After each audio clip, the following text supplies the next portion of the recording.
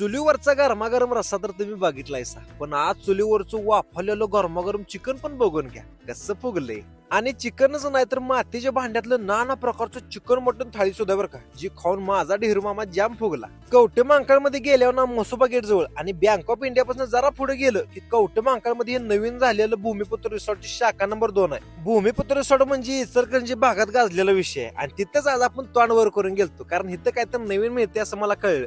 आणि जिथं नवीन आहे तिथं आपण तुम्हाला माहितीच आहे. आतला विषय जर म्हटला तर रिसॉर्ट सारखा फील येतोय बरं का तसा. आणि फॅमिली सेक्शन जर म्हटला तर एकदम बक्कळ मध्ये विथ बर्थडे सेलिब्रेशन. इथं सगळं कसं मातीच्या भांड्यात मिळते आणि यांचं स्पेशल असलेलं चुलीवरचं वाफवलेलं चिकन पण आहे, जी इचलकरंजी भागात ते फेमस आहे.